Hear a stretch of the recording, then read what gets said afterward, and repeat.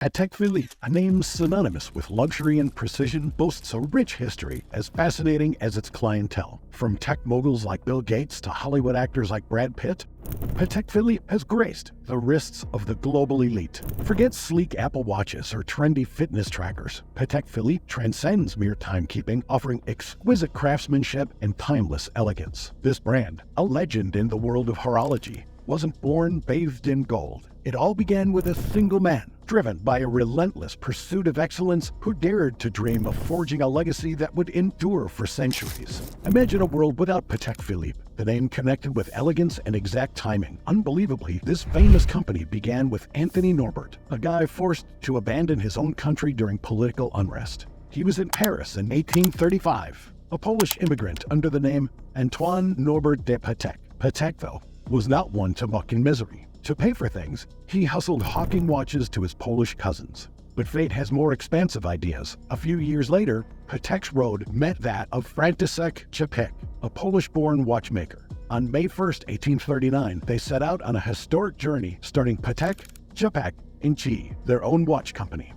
Their designs were not just any watches. These were the chronographs known for their precision and appealing looks. Their early genius was demonstrated by their appeal even to the Parisian exhibition. But fate still had another turnabout. Then enter French watchmaking virtuoso Jean-Adrien Philippe, experimenting with a novel concept. By chance, Czapek left the business a year later, allowing Philippe to join PATEK as the new partner. A fresh chapter began on May 15, 1845, when PATEK and Chi opened its doors in Geneva, prepared to sweep the watchmaking scene. This alliance turned out to be a marriage made in horological paradise. PATEK drove the company ahead with his commercial sense, and Philippe with his technical expertise. Their painstakingly created watches crossed boundaries, mesmerizing powerful people from Siam to England, Prussia to Saxony. Not even royalty could resist their appeal. Pope Pius IX, Queen Victoria, and the Austrian monarch all developed strong brand supporters. With its refined forms and flawless workmanship, PATEK Philippe's designs captured the core of the Genevans' appeal. Globally, this special combination of technological mastery and artistic sensibility confirmed their brand's worthiness for the most respect. By 1854, they had established themselves at their famous address, the Grande Quai, now known as the Quai de General Guisan, a site that today houses the Geneva Salon of PATEK Philippe, a physical representation of their extraordinary voyage. PATEK Philippe was already a worldwide force in premium timepieces by 1868, but their narrative went beyond simply painstakingly creating men's timepieces. This year was a turning point. The very first PATEK Philippe women's watch was born out of a novel work of jewelry. Designed for the Countess Kosovich from Hungary, this unusual tool went beyond simple utility. Beautifully crafted, it was a statement item, a monument to elegance and inventiveness. Understanding its importance, the Countess quickly paid a large sum of 1,200 francs, a fortune in those days. PATEK Philippe was not happy to just rely on its merits. They stretched the bounds of miniaturization as the 20th century started, presenting the world with the smallest mechanism ever seen, a ring watch. With diamonds and baguette rubies, this amazing work transcends the boundaries between time and jewelry. It came to evidence of the company's commitment not only to accuracy, but also to artistic expression. PATEK Philippe debuted still another revolutionary woman's watch in 1916. This time, it was a chronograph with a crown, an original wonder fitted with a 5-minute repeater. Discerning New York businessman Mr. Wickham discovered this intricate and gorgeous creation on his wrist, therefore confirming PATEK Philippe's reputation for providing not only beauty, but also utility for the contemporary woman. By 1925, PATEK Philippe was relentlessly seeking innovation. Fast forward, a wonder of engineering still breathtaking today, they unveiled a watch with a perpetual calendar that allows for instantaneous date adjustments. The stock market crash of 1929 sent shockwaves through the global economy, crippling even established companies. As a report to PATEK Philippe's board from New York starkly stated, autumn business, which is generally quite stable, has been almost completely paralyzed by the deep disruption caused by the crash of the New York Stock Exchange in October, the effects of which are being felt across all markets. This, coupled with the Great Depression that followed, proved devastating for PATEK Philippe despite its prior success. The American market, crucial for the brand, had virtually collapsed. Yet, amid this economic turmoil, a turning point emerged. The year was 1932, and Patek Philippe found itself in dire financial straits. Fortunately, fate intervened. The Stern brothers, Jean and Charles, renowned for their well-respected dial manufacturing company, stepped in and acquired the business. This change in ownership proved pivotal. Not only did the Stern family navigate Patek Philippe through the crisis, but their keen business sense and unwavering dedication to quality propelled the brand to even greater heights. Complete production rearrangement was one of the first orders of business for the new owners. Under this fresh direction, the famous Calatrava line emerged as the first men's watch exhibited in 1932. Later on, this classic and sophisticated design would come to define the Patek Philippe brand.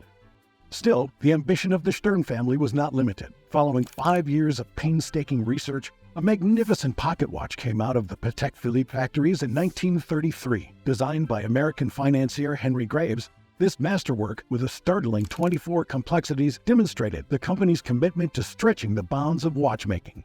For an amazing 56 years, this yellow gold wonder was the most complex watch in the world, a real triumph of engineering and beauty. Watchmakers still today are inspired and challenged by its legacy.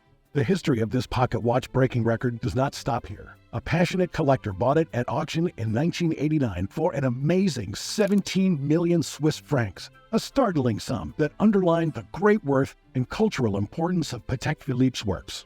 Still, this record would not be permanent. 2014 saw history repeat itself. The same pocket watch that was sold once more at auction broke its own record and attracted an astounding 23 million Swiss francs. This amazing price confirmed the Graves pocket watch as a priceless piece of history, as well as a work of art. It is not only watchmaking perfection. Patek Philippe worked with the eminent Genevan watchmaker Louis Cottier in 1937 to design another historic watch, the first wristwatch with a world-class feature. For the jet-setting audience of the time, this invention lets users track time across several time zones, a breakthrough capability. The Stern family kept taking care of Patek Philippe, so the brand stayed within a family committed to its legacy. Henri Stern became president in 1958. His son, Philippe Stern, joined him in 1993.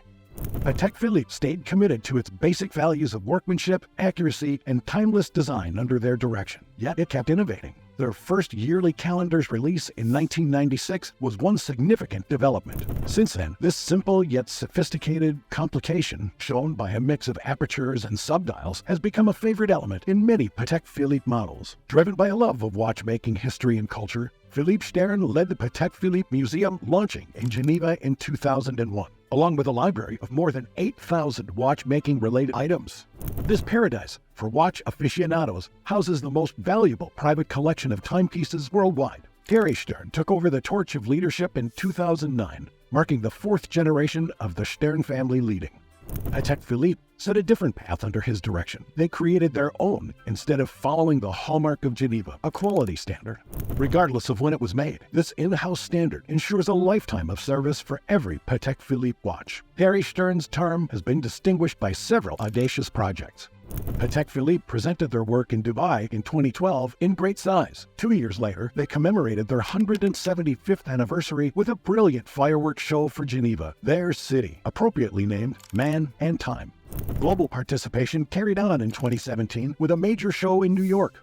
Patek Philippe produced 9 limited edition timepieces to honor this occasion, including the world premiere World Time Minute Repeater. 17 rare handcrafts models were also produced, highlighting fine workmanship and honoring America and New York. 2019 saw Patek Philippe break its own marks. At a charitable auction, a unique Grandmaster Chime 6300A010 sold for an astonishing 31 million Swiss francs, therefore confirming the great worth and cultural significance of their works. Even though Gerald Genta's 2022 auction of the original Patek Philippe Nautilus had a smaller turnout of $727,000, it nevertheless highlights the ongoing attractiveness of Patek Philippe's artistic abilities. 10 foreign bidders were drawn to this famous watch before it ended up in the hands of a private Asian collector. Also finding a new home for a cool $121,000 was another first-of-its-kind Nautilus with a strap instead of a conventional bracelet. The Patek Philippe trip is hardly done. Under the vision of the Stern family, the brand keeps pushing its limits, honoring its past and enthralling collectors all over. So that's all the time we had today, folks. Hope you enjoyed this video. Do not forget to subscribe to our channel and do hit the bell icon on your way out. See you all next time.